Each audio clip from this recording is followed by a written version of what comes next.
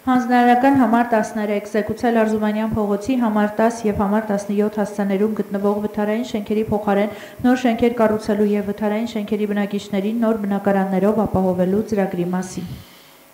Քաղաքապետ հիշեցնեմ, որ այստեղ դեռևս 24 թվականի մայիսից մեկնարկել են կոտարման և պայմանագրերի կնքումը, հուլիսից հայցեր ենք ներկայացնել դատարաններ օրենքով սահմանված կարգով և այս պահի դրությամբ կնքված են թվով 61 գույքի պայմանագրեր, ևս մեկը ակնկալում ենք կնքել 21-ին, այսինքն վաղը, և մնացած գույքերի մասում դատավարական գործընթացներ են 5-ը վարույթ է ընդունվել, մնացածը դեռևս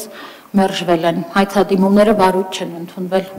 Սա ընդհանուր վիճակն է։ Մեր ներկայացրած հայցադիմումները։ Այո։ Ինչու չեն ընդունվել վարույթ։ Տարբեր տեխնիկական պատճառներով, այդ թվում համակարգի, թվային համակարգի և այլ ձեզ առանձին մանրամասն այդ մասով կներկայացնենք և նաև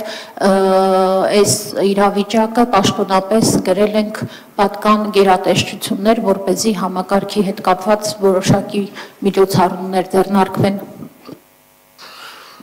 Հարգելի գործընկերներ, հիշեցնեմ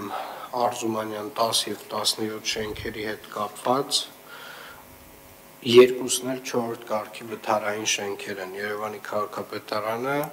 սկսել է այս գործընթացը 2022 թվականի սեպտեմբերից և մենք հիմա 2025 թվականի հոկտեմբերին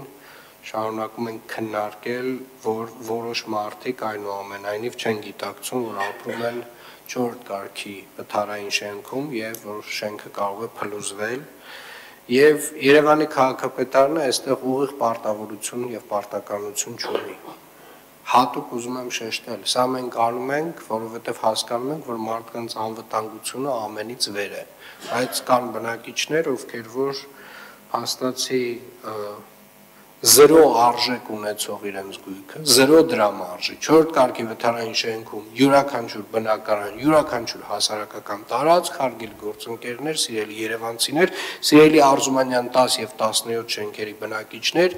արժի 0 դրամ, որովհետև ինքը փլուզման ենթակա է։ Չմոռանաք հավանել տեսանյութը և բաժանորդագրվել Civic AM-ի YouTube-յան էջին։